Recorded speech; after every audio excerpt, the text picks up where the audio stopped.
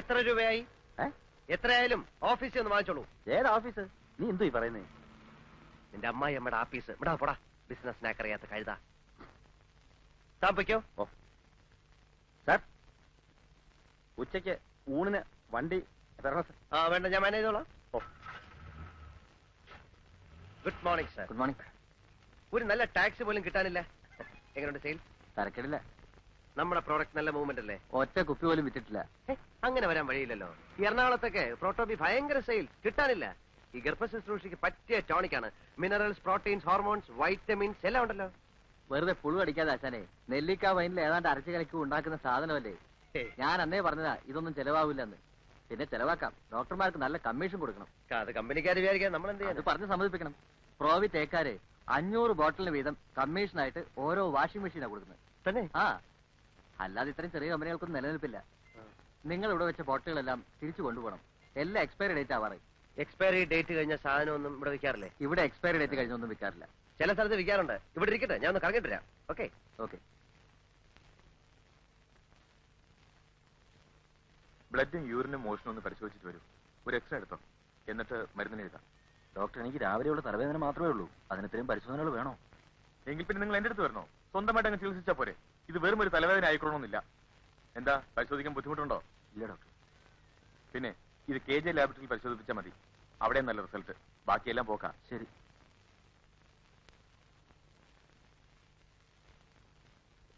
Good afternoon doctor. I am Shivashankar from Proto Pharmaceuticals. ഇരിക്കും.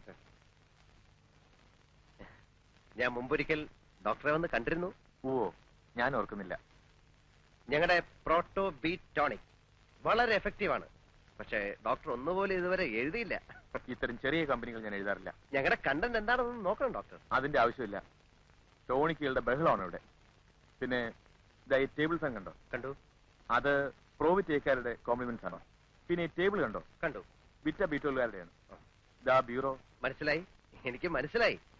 ഞങ്ങളുടെ കമ്പനിയും കോംപ്ലിമെന്റ്സ് കൊടുക്കുന്നുണ്ട്. പക്ഷെ എല്ലാവർക്കും ഇല്ല. ഡോക്ടറെ പോലെ നിറയെ പ്രാക്ടീസ് ഉള്ള ആൾക്കാർക്ക് മാത്രം. എന്തൊക്കെയാണ് നിങ്ങളുടെ compliments? 1000 bottle Proto B prescribe ചെയ്താൽ ഒരു ഫ്രിഡ്ജ്, 5000-ന് ഒരു കളർ ടിവിയും ഒരു VCR-ഉം, 10,000-ന് ഒരു ചെറിയ Maruti car. Oh really, that's interesting. എന്താ നിങ്ങളുടെ ടോണിക്കിന്റെ പേര്? Proto B health tonic haemoglobin syrup with vitamin B12 and Servitol. ഗർഭശുശ്രൂഷയ്ക്ക് പ്രോട്ടോ ബി.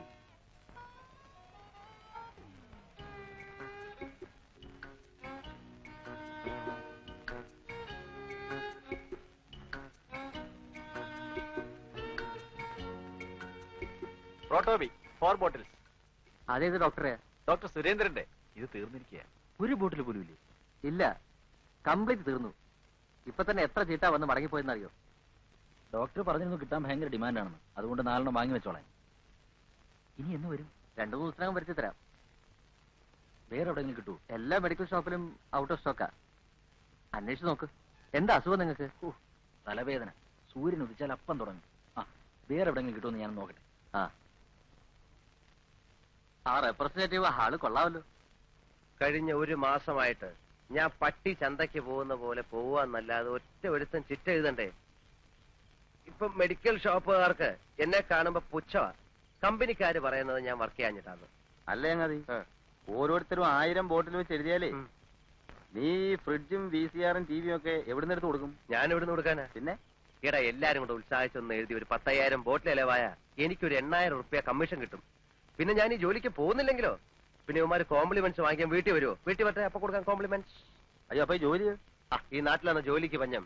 എടാ, ജോലി ചെയ്യാനുള്ള മനസ്സുണ്ടെങ്കിൽ ജോലിയുണ്ട്. പിന്നെ എല്ലാവർക്കും കസേരമേലിരുന്ന് ഫയൽ നോക്കണം എന്ന് പറഞ്ഞാൽ നടക്കത്തില്ല. എടാ, ലോട്ടറി ടിക്കറ്റ് വിറ്റാ ജീവിക്കാനുള്ള കാശ് കിട്ടത്തില്ലയോ? ഞാനും ഈ വണ്ടിയൊക്കെ വിറ്റിട്ട് ഇതുപോലെ വല്ല പണിയും കിട്ടുമെന്ന് നോക്കാൻ പോവാ. വണ്ടിക്കാണെങ്കിൽ ഓട്ടമില്ല. ഓടി കിട്ടുന്ന കാശ് വല്ല വർഷാപ്പിലും കൊടുക്കണം. നീ ഒന്ന് അടിച്ചു നോക്കിയാ ചാട്ടാവുന്നു. കേരള ദൈവമേ, വഴി കിടത്തല്ലേ. നീ ഇവിടെ കേറുന്നുണ്ടോ? കേറിയില്ലെങ്കിൽ? കേറിയില്ല, ഇവിടെ വഴി കിടക്കാം. കേറിയാൽ? കേറിയാ അവിടെ വീട്ടിൽ കിടക്കാം.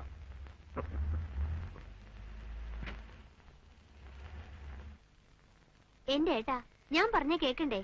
ഉച്ചയ്ക്കാണെങ്കിൽ കഴിച്ചു എന്ന് വരുത്തി. അയാൾ വന്ന് വഴക്കുണ്ടാക്കണ ഇത് ആദ്യമൊന്നല്ലല്ലോ. എന്റെ കുട്ടി, ഇനി കോടതി കൂടെ കേറാനേ ബാക്കിയുള്ളൂ. അതും അയാൾ കേട്ടു. എന്റെ അമ്മയെ കോടതി എന്ന് പറയുന്ന തല വീഴുന്ന സ്ഥലമൊന്നുമല്ല. അയാൾ കൊണ്ട് കേസ് കൊടുക്കട്ടെ, പിന്നെ അയാളോട് സമാധാനം പറയണ്ടല്ലോ. അമ്മ ആഹാരം കഴിക്കും. എനിക്ക് വിശപ്പില്ല. ആദ്യം കേറിട്ടാ. പിന്നെ മണ്ണാൻ കേട്ടാ. ഇനി അമ്മ കഴിച്ചിട്ടേ ഞാൻ കഴിക്കുന്നുള്ളൂ. എന്റെ അമ്മ അയാൾ കേസ് കൊടുക്കത്തില്ല. ഞാൻ അയാളെ ചെന്ന് കണ്ട് സമാധാനമായിട്ട് സംസാരിച്ച് തീർത്തോളാം. വഴക്കൊന്നും ഉണ്ടാക്കരുത്. ഇല്ല, നയത്തില് അയാളെ പറഞ്ഞ് മനസ്സിലാക്കി സോപ്പിട്ടങ്ങ് കുളിപ്പിച്ച് കിടത്താം. പോരെ? അമ്മ കഴിക്കേ. ചില സമയത്ത് അമ്മയുടെ സ്വഭാവം കൊച്ചു പിള്ളേരെക്കാട്ടിലും കഷ്ടമാണ്.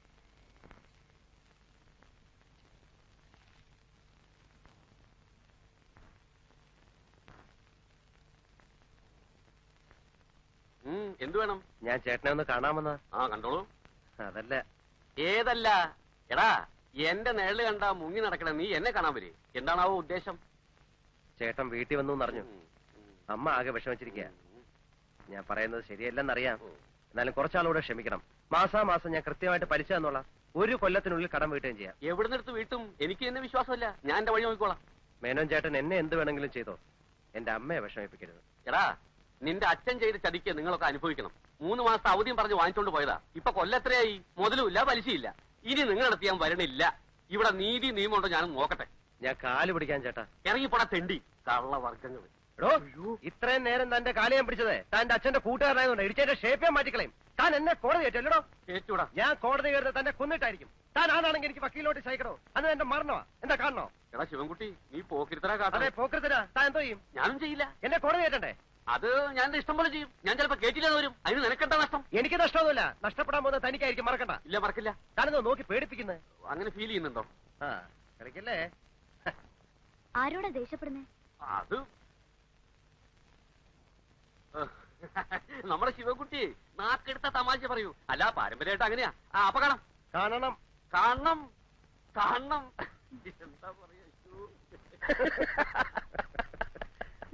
ഇപ്പോഴത്തെ കാലത്ത് ഇത്തിരി പോക്കിരിത്തരമില്ലാതെ ജീവിക്കാൻ പറ്റത്തില്ല.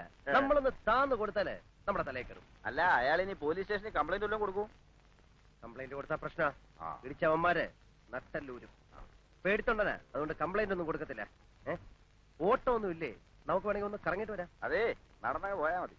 അല്ലെങ്കിൽ തന്നെ കാശും കൊടുത്തിട്ട് പിന്നെ കൈയും കാലും പിടിച്ചിട്ടാ പെട്രോൾ കിട്ടുന്നത്. രാത്രി ഞാൻ വന്നിട്ടേ പോകണേ.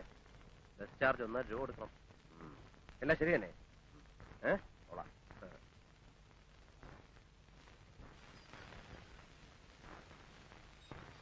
ആ, ശിവൻകുട്ടി വന്നു. ഏട്ടനപ്പോ വന്നു. പഞ്ചസാര വാങ്ങിച്ചോടാ. പഞ്ചസാരയും അരിയും മുളകും ഒക്കെ ഉണ്ട്. ഞാൻ വിചാരിച്ചു മറക്കുന്നു. നാളെ രാവിലെ ബാലന് കാപ്പി കൊടുക്കണത് എങ്ങനെയാണെന്ന് വിചാരിച്ചു വിഷമിച്ചിരിക്കായിരുന്നു. ഏട്ടത്തെയും മുളകൊക്കെ സുഖമായിരിക്കുന്നില്ലേ? തോന്നില്ല. പ്രേമേ, എന്തേട്ടാ? ഏതാടി സാരി? വല്യേട്ടൻ കൊണ്ടുവന്നതാ. നീ ബാഗ് എടുത്ത് അകത്ത് വയ്ക്ക.